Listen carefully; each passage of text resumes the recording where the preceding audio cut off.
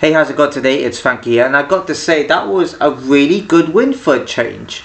We haven't had a decent win like that since Tottenham at home, and it's also a big 3 points towards cementing the Champions League spot, which I don't necessarily care about, but you know what? It's good for the club, and we probably do need to get into it. And we needed that win today because this Villa team was also on level on points with us before the match started.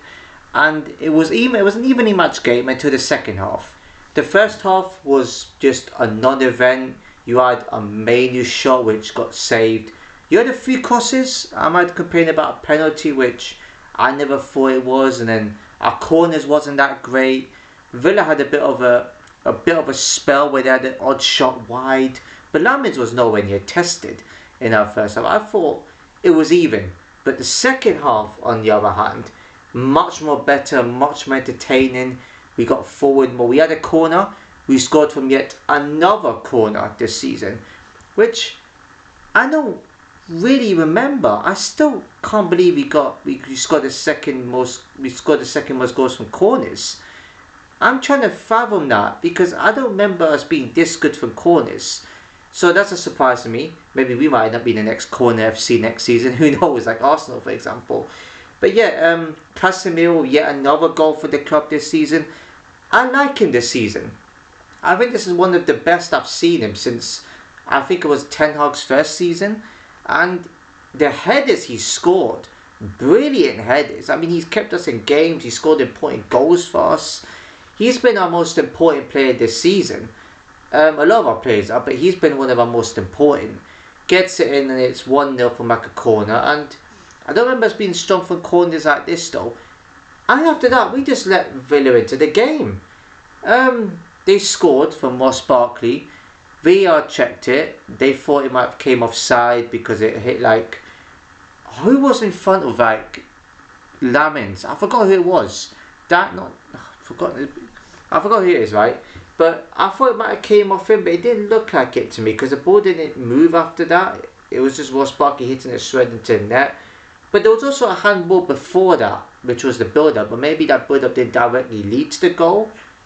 Don't know. It should have really got this out because there's a handball there somewhere. But maybe it's because it was too close to him. And yeah, that's what our players were complaining about. But, you know, they weren't complaining about a player being in front of Lamins. But yeah, there's no way Lamins doesn't get to that. And when I started to go into it, they started getting corners in.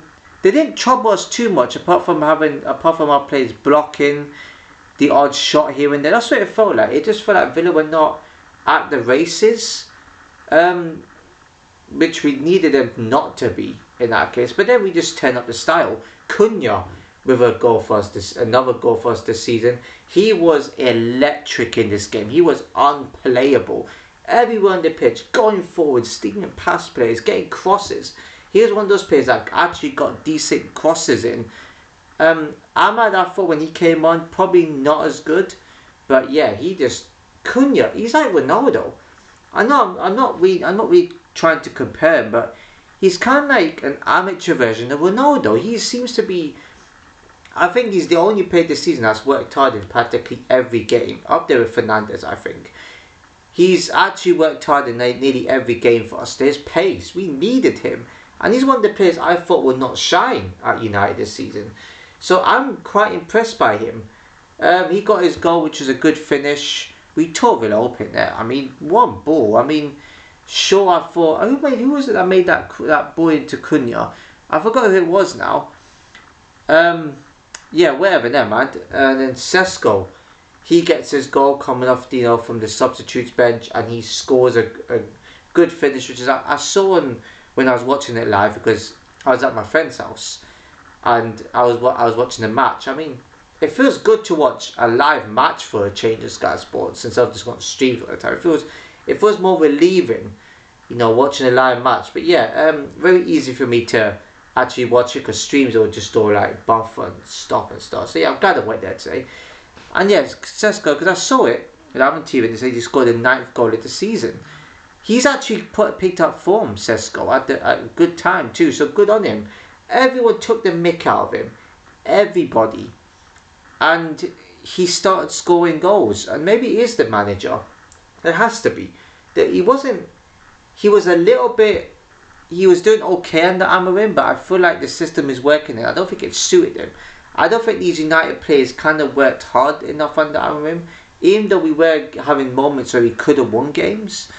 But I felt like the players just didn't want to play for him. But under Carrick, they do. And I know with that Newcastle away result, I know if we would have gotten a draw, it would have been disappointing, but we should have extended an unbeaten run. We should have at least continued the momentum instead of just losing that game, which is very poor, and we shouldn't have done. But we picked up from there. I had a feeling. I don't know if I said that I think that we're going to win 2-1 today. I thought it was going to be a scrappy 2-1. I thought we were going to have moments, which it did, but I thought they were at least going to, put a bit more pressure on us, and they just didn't at the end of the day. And we could have also scored more goals. We had a moment there where I thought we had the shot that went wide, and I think Sesko had the opportunity where he could have shot, but he passed it. I don't think there was any other moments in the game besides when it was quite comfortable. I don't think Villa ever had enough opportunity. I think they may have had, a situation where they went wide. I mean, they had also the moment to make it 3-2, where a cross comes in, and all one of those Villa players had to do was put it at the back of the net, and they kind of got in each other's way, and I started saying hooray, because it was quite a funny moment. I was a bit of a chuckle right there, and yeah, they were quite poor concentration Villa. I thought on their day and another day Villa could have probably got something another day if they would have put a bit more pressure on us, but I was heavily disappointed in Villa. I thought the way we started the first half, I thought we started okay, but then it was a bit even, like I said, and Villa kind of grew into it a little bit. It was quite, I wouldn't say that much frustrating, because Villa were not a threat. And, from where Villa was at the start of the season, I expected a heck of a lot more from them today. A heck of a lot more. I mean, where was this United team where we had the man advantage against Newcastle and Everton? This United team should have done better in one of those games at least. So we could have probably made sure we didn't lose against Newcastle, which would have been the most wisest thing to do. Either we should have won the game or we should have went on to win it and didn't. But yeah, it is what it is, but we showed a good reaction. This is what we can do. I said this today, but people kept saying, mocking this United team is the worst United team ever. It clearly can't be the worst United team ever if this United team is miles ahead from where they were last season. Yeah, results and inconsistency, that's going to happen to be inconsistent. That's going to happen. We're going to be getting results that are not going our way because we're not quite there yet. But today was a completely different game. And I bet those low United fans that thought, this is rubbish at half time, not acceptable. It's just the first half. Football's 90 minutes. You can't have a 0-0 game and then have a second half that bursts into life. There could be like total 5-6 goals in it possibly. So yeah, I wasn't panicking. I didn't panic in the sight. So there might be something where I read something where Emery, has not won at Old Trafford in his managerial career. In his managerial career, basically. And I've looked at that and thought, Villa can nick a 1-0 here or 2-1. It was the complete opposite. Villa the quality wasn't there from them. It's amazing how much a team like them could drop. They were 3 points behind Arsenal at one point, on a mini title charge you could call it. And then they dropped. I think they're in fourth now. And, with Liverpool dropping points against Tottenham, which was probably one of the shock results of the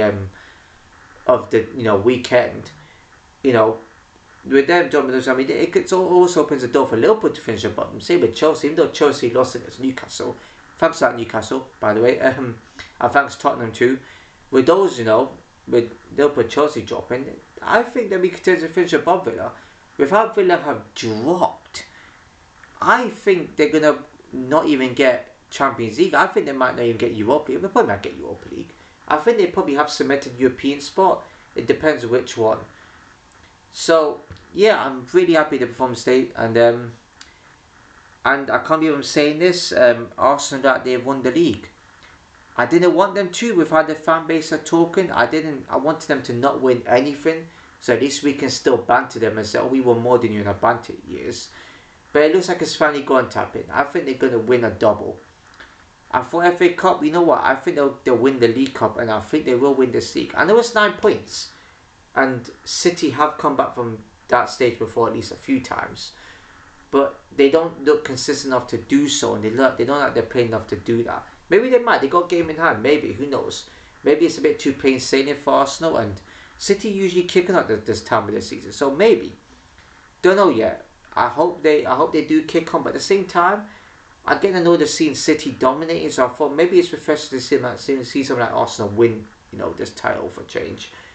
Liverpool on the other hand, I mean, Liverpool as well on the other hand, when they were going for a title chance at the start of the season, I was just like, oh please Arsenal win this league. Now I'm hoping they don't win it. That's what I was thinking. So now it's kind of like swings and roundabouts for us United fans. It's like, it depends what United fans say, by the way.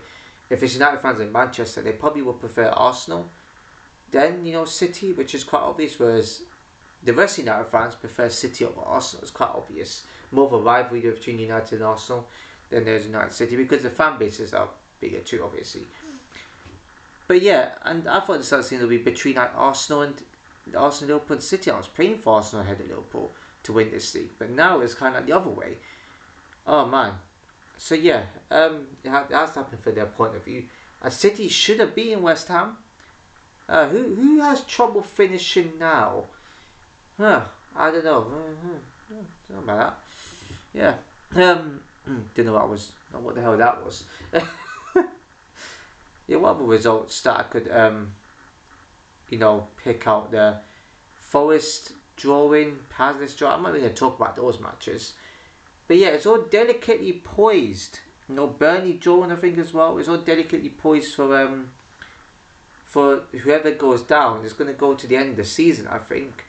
And Tottenham getting that point, I think as well, it's going to be more. It's probably going to go down to like how if they do get like more points, if they do like not lose these type of games, and we'll have to come down to that. Crucial for them, but they can get a point out for it. They gotta get a win somewhere.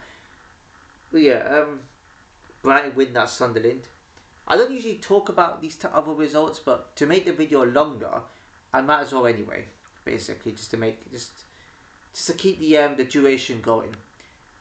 But yeah, and yeah, I've got to say, I mean, the next game for us, it's another difficult game, which is Bournemouth away, and we don't do well there. That's a tough one. I don't even think a draw is possible. I don't think a draw is acceptable. A draw is possible. This is where the games that United are drawn, it's going to cost us if we don't get this Champions League spot. So we really need to win most of these games. Not all of them. But we do need to get more wins now. We need to continue momentum from here. And if I'm not rightly mistaken, as I've heard as well and I've read, I think Carrick's the fourth manager in Premier League history to win his first 6 home games, and I think he's the first United manager to do that as well. So that's a phenomenal achievement. It's just such a shame that West Ham with Newcastle kind of messed it up for him, but we are going to get games like that, and we are going to lose. It's not a foregone conclusion. It's not impossible. We are going to lose games. We're not going to be perfect. But as long as we win games convincingly by 2 or 3 goals, I'm happy. At least it shows we've got something going about us. Unlike Tottenham, where it's the complete opposite. They got nothing going for them. So it just kind of shows the quality between the two clubs. One has a bad season, but then one can easily just, rise up the table. The other one just sits back down. So yeah, but yeah, there's not much else to say about the match. I think I've gone through all the scores.